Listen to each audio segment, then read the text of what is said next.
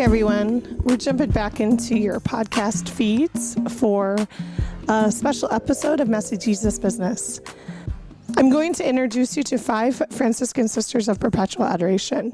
Their names are Karen Kappell, Meg Earsley, Janet Fischer, Paulynn Instenes, and Corrina Thomas.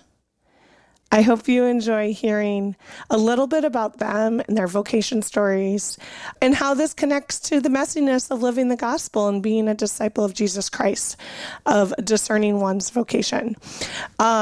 Thank you so much, everyone. I hope you're having a great summer. We'll be back in your podcast feeds in a few months, probably in September 2023, with fresh, new, full-length interviews of very exciting guests. Stay tuned. Continue to subscribe.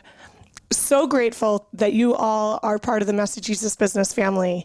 Thank you, thank you, thank you. Have a great summer. Stay safe, healthy. May God bless you. And may you continue to follow Jesus, no matter how messy it may be. Peace. Sister Karen Kappell, welcome to Messy Jesus Business. How did you know you were called to be an FSPA? Well, when I first was called to religious life, I really was called to a different congregation. It's one that I had been growing up with since I was a youth. And the decision at that time was entirely different from the decision. I mean, it was always to serve and to love Christ more. But the other motivations were so different for joining FSPA.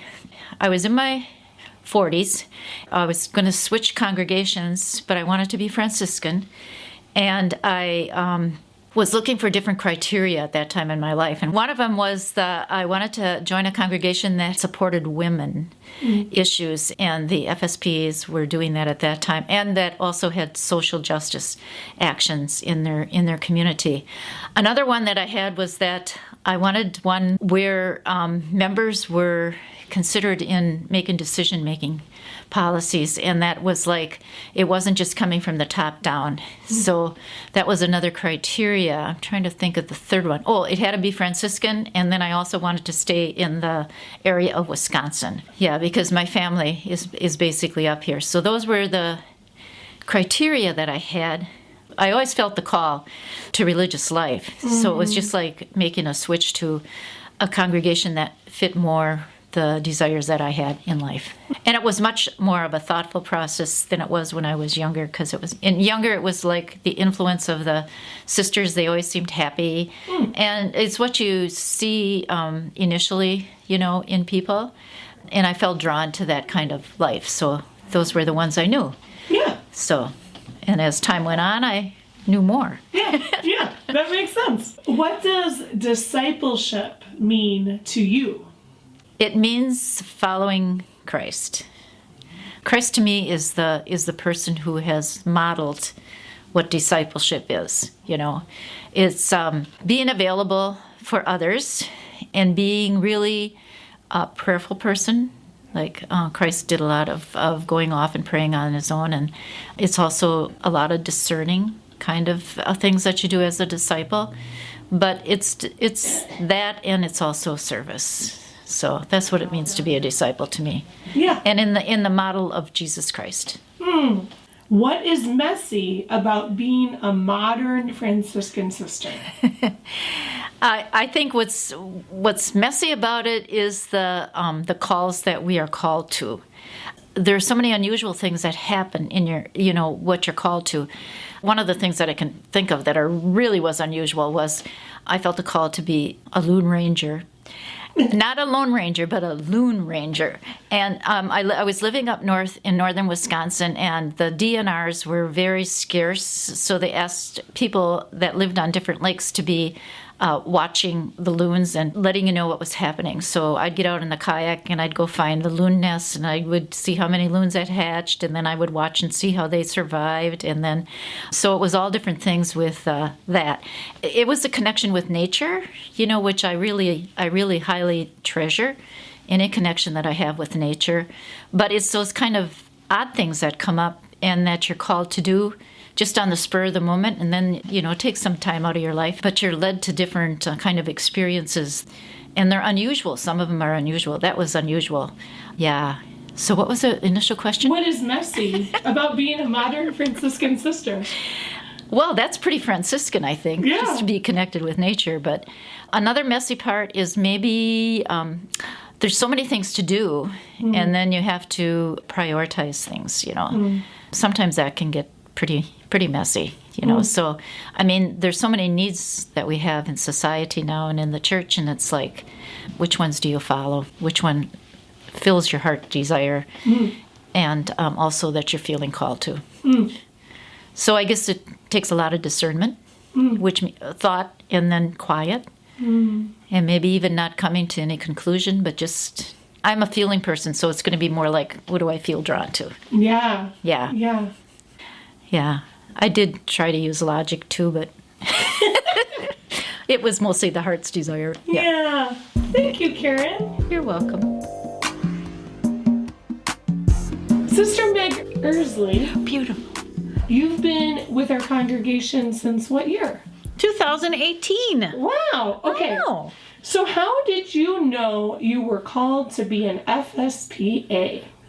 That's a great question. But there's two parts to it. So there's first is my overall call. And so that call I received when I was in Adoration. I had been for about 2.5 years reflecting and considering what my next place in life should be. And so after 2.5 years of God just giving me the messaging of just hold on tight, we got you covered, we're taking care of everything, I was in Adoration and I felt the call to become a sister. And so people say, what is it? Is it a voice? No, it's kind of like this voice, but it's a knowing. It's maybe more of a knowing. And so I just felt a really strong call. So I laughed to myself because I didn't even know what sisters were. It's like, are there religious sisters still? What do they do? I don't even know what they do. So I had to do a lot of Google research. And that process is what brought me to FSPA. So I did vocationmatch.org. And through that FSPA was on the top of the list. But then everything I did pointed me back to FSPA. So I felt very directed. And I talked to the vocation director at the time. We had a lot of great conversation, meetings. I ended up doing come and see. And I just felt the joy and the at-homeness when I was here. So first I felt called to FSPA, and then I decided to join FSPA. So there are two important pieces, I think. The call and the choice. What does discipleship mean to you? For me, discipleship is following Christ. And how does that work and what does that mean, I think is slightly individual, but we have an opportunity here at FSPA to do it communally. So as a disciple of Christ, as in FSPA, I'm choosing to walk that path and be on that journey with other religious sisters. That discipleship for me and for the sisters tends to be more presence oriented, or at least that's my opinion. So being a presence in the world and being there for people. So there's occupations and there's things that you do, there's ministries, and then there's this vocation of presence, vocation of being Christ in the world. And I've found that is where real true connection is made, and that's where real love is given between people. So right now I'm ministering and I'm cooking for a group of 15 residents at a home for people with developmental disabilities. And so I am a cook, and that is a great job. I love cooking. I love being able to be a service to people and being able to kind of nurture and care for them in a way. And so that's wonderful. But what really matters is when the different residents come to visit me in the kitchen. And I get to stop what I'm doing, and I get to stand with them and have conversation, sometimes just telling them what's for dinner, but sometimes like just getting to know them a little better. And I'm going to say young woman. She's probably not so young, but one young woman tells me she loves me. And so I say, I love you too. Thank you for being so kind.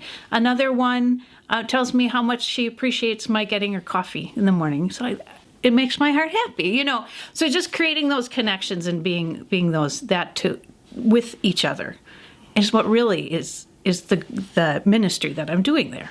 So Yeah. that's how I feel like that's how I'm a disciple. Being Christ to others and then seeing Christ in others. What is messy about being a modern Franciscan sister? Wow, these are great questions. What is messy? I think, I remember when I first joined, and my question, or actually it was a come and see. So before I even became a sister, I asked someone in the community, I said, so what is the easiest thing and the hardest thing about being a religious sister? And she said, community. And I said, which of those? She said, yes. But what it kind of to me boils down to is there's this relationship component. And to be true and present and authentic in relationship is very messy. In your head, you think like, I'm going to become a religious sister and everything's going to flow smoothly like a river.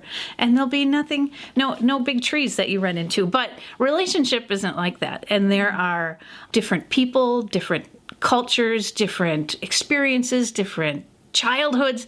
All these things come together to make relationship very difficult and messy. So as you're working to navigate of being this loving presence in the world, you aren't perfect because you're human. And so, for instance, I have made lots of mistakes where I was thinking I was being all loving and authentic, and I've hurt people. And I think it's part of being human and something that I continue to work on. And it's really being not just authentic at that moment, but then continuing to be sincere and authentic to that person and not having it be about you, but having it be about us. Forgiveness and reconciliation is what it really boils down to. So how do I seek forgiveness, and then how do we reconcile? And so that's messy and hard and uncomfortable. And sometimes it would just be easier to just worry about something else. but it's the important thing. It's what really matters. And community is just an opportunity to do that on a real heart-to-heart level. Amen. Amen. Thank you, Sister Meg, for coming on Messy Jesus Business. Well, you're so welcome. I was glad to be here. Sister Janet Fischer, welcome. Thank you.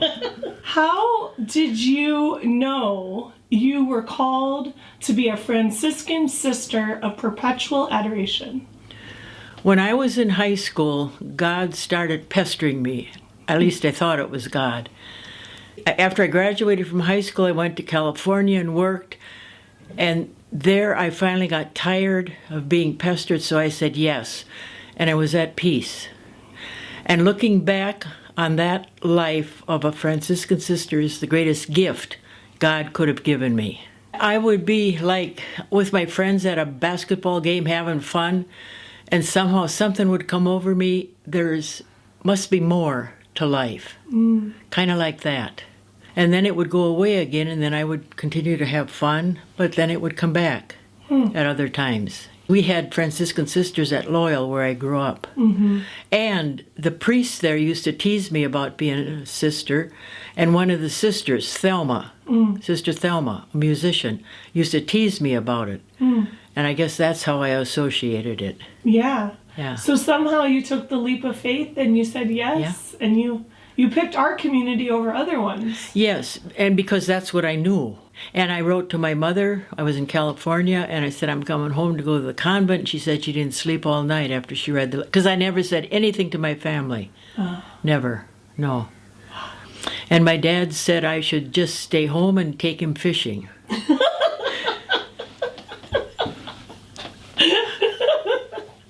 That's great. and so who won that fight? Me. Yeah, I won that one. You and God, right? Yeah. Yeah. It's the greatest gift God could have given me, and I know I said that already. Yeah. What does discipleship mean to you? Kind of means like when my friends invite me to McDonald's, and there's a variety of people that come to McDonald's, and you listen to their stories. That's one area. Just being with all different kinds of people, and just to see their need to be listened to be kind to them, to perhaps congratulate them on whatever they do, no matter how it is. Kindness would, yes, kindness. And being open myself to let God work through me. Yes. What is messy about being a modern Franciscan sister? I never thought about it being messy, even though life itself can be messy. I wouldn't know how to say anything about it being messy. If talking to people that don't agree with you could become messy, if you stand up for justice issues, that might be the messy issue. You know, you stand up for a justice issue, for the abused animals, for creation, and then people just think that's worthless. I guess that would be messy.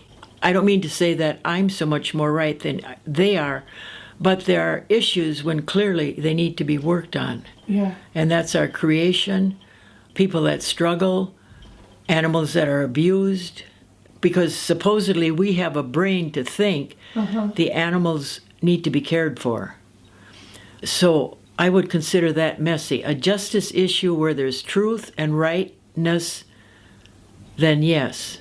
When you stand up for a justice issue, yeah, that gets messy if people don't agree with that. Yeah. Thank you, and God bless you. Thank you. Yes. Sister Paulynn, Instenes, how did you know you were called to be a Franciscan sister of Perpetual Adoration? When I was 17, there was an all-city dance during Lent, and all four of the girls in my group did Stations of the Cross on Friday, and then we did whatever activity. Well, we couldn't do it if we wanted to be at the dance when it started. So we decided at 4 o'clock that we would go and do stations in church by ourselves. And then at the end of the stations, we all sat down to do our little private prayer. And very clearly, I heard, "If you love me, sell all and come follow me." Okay, so that happened probably in March.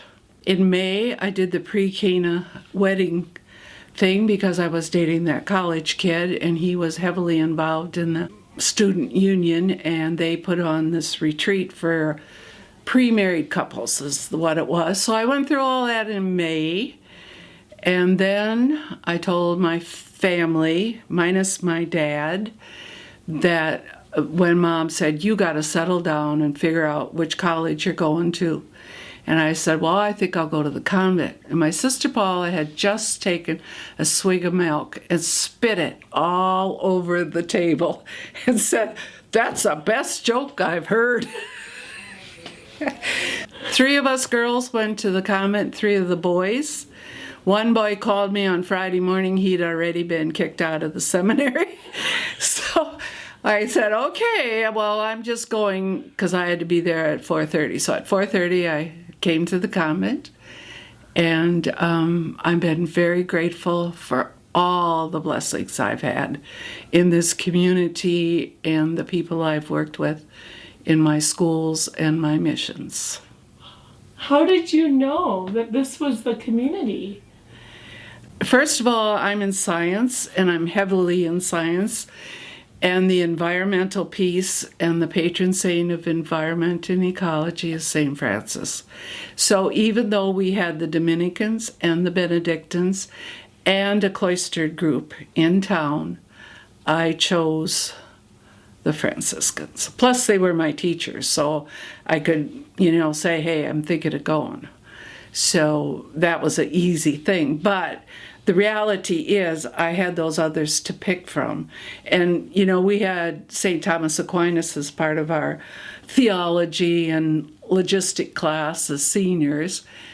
And the argument between Bonaventure and St. Thomas really did it for me. Why did God come? Thomas Aquinas, it's all logical to save us from our sins, blah, blah, blah. And Bonaventure's is because God loved us. And that just touched the heart. And so it's the heart that made the decision. Even though you're logical. And Yeah. But it's the heart that made the decision. So that's why I chose. What does discipleship mean to you? You know, in the beginning, it meant following rules and regs and being assigned where I went. And now discipleship means to me, do what you can with what you got, with who needs it. Just like that. So That's your formula. yeah, now that I'm retired and living in St. John's, Kansas, I help with a secondhand store which sells clothing and uses the money to help feed the poor or clothe the poor. And then I work with CORE. Again, it's an educational program for 3 years. Every Monday night, somebody cooks a meal. And if it's our parish turn, I always usually wind up serving the meal. And I really have benefited from seeing how that CORE works. They really do a good work and really dedicated. And then I do the prayer service at the nursing home as part of the Ministerial Alliance, which is 2 Catholic nuns, a Methodist priest from Kenya, and all the rest are Baptist or Methodists. So, and good people. So you just kind of say yes to whatever comes your way, it seems. Well, I've had some wonderful yeses in my life. What is messy about being a modern Franciscan sister? Lots of things, really. I know Julia uses the word, but I would use a lot of variety and opportunities that you need to pay attention to so you know what's available or what needs to be done. You can use messy exactly as messy, or you could say messy often is, how do I discern what I really need to do? Because there's not a clean, nobody hands you a paper. God says, clean the bathrooms in the warming center. Yeah. You know, there is no paper. You just have to be looking around what needs to be done and can I do it? That's a little messy. It's not in your job description. It's not in your prayer book. It's not, you say to God in the morning, take care of me today and let me do your will. Well, you would really be surprised what God puts in front of you when you do that. I mean, you don't know. You don't know. Whatever you do, whatever needs to be done that you can help, that's what a Franciscan does. And it's not a job description, and it's not an hourly wage, and it's not an 8-hour day. It's just whatever needs to be done. And you see it, you do it. The other side of being a Franciscan is not only that that's the way God works. He puts it in your path, and you have to decide.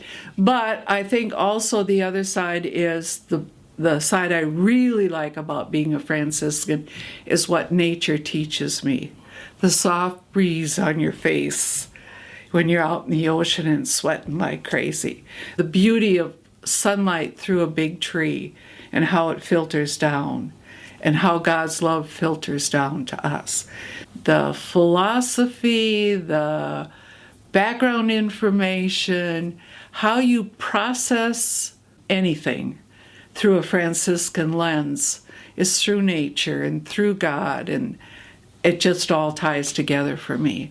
My heart, my soul, my mind fits the heart, the soul, the mind of Francis. Thank you. Is there anything else you want to say? No, said enough. Okay. Well, thank you so much, Paulynn. Okay, you're welcome. Sister Corrina Thomas, welcome to Messy Jesus Business. Thank you. How did you know you were called to be an FSPA? Well, looking back, I think it's a knowledge that stays within. When I first met FSPA and talked to them and what their ministry about and mostly what the sisters were about, something happened in my heart. There was just a click. It just felt that it was the right space for me. So it was more an inner knowing and a sense of, I think I'm home. I found a peace in that. So I think that was the first sign for me. Not that everything was just fine, but I think it was that level of knowing. at a deeper level. What does discipleship mean to you? Discipleship for me in terms is, how do I live the gospel in the way that was shown by Jesus Christ and St. Francis? To me, that's discipleship. And basically, I think the teachings are all encompassed in the Beatitudes. And I think that's what Francis lived. It's just having your ears tuned to what's God saying and what's happening in the world and responding in the most compassionate way. To me, that's discipleship, to live as Jesus lived. And as Francis did too. And Claire, very much. It's the spirituality of both, and it's, it is the horizontal and the vertical. That's where, at that crossroad where these two things meet, is where the disciple is. What is messy about being a modern Franciscan sister? Everything. Yeah, everything is messy, because I think we are living in a world of so many uncertainties. There's nothing, such a fragmented world. And it's like, where do you go? What do you do? How is it? I think it's pretty messy. There are so many needs. There are so many spaces to be in. The gospel wants us. But I think part of that is just to be where I am in that present moment and do what's necessary. That makes it a little less unmessy, because I think when you look at it from a wide-angle lens, it can be pretty messy. But the response makes it a little more concrete and less. You look at the world as messy. You look at it, whether it's politics, economics, social, or whatever it is, it's very, very messy. And if I would get entangled in that and say, oh my gosh, I have all these things to do, I could be messy too. But I'm living in a world that is messy, but my response is particular. And that helps ground me in this messiness. Yes. Yeah. And your response, it seems, is grounded in the gospel. And absolutely. Our Franciscan charism. Mm-hmm. Yeah. Well, thank you so much, Sister Corrina. Thank you, too. And all the best. Yeah. Peace. Thank you. Peace. Messy Jesus Business is produced and edited by Colin Wambsgans. You can find us online at messyjesusbusiness.com and on Facebook, Twitter, Instagram, and Patreon. If you like what you heard, please be sure to mention our podcast to your friends and followers. And we'd love to have your support via Patreon. From the bottom of our hearts and the middle of the mess, thank you. Messy Jesus Business is produced in partnership with the Franciscan Sisters of Perpetual Adoration. You can learn more about our religious community and donate to our mission at www.fspa.org.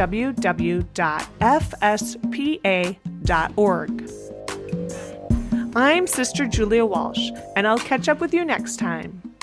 Until then, peace and all good.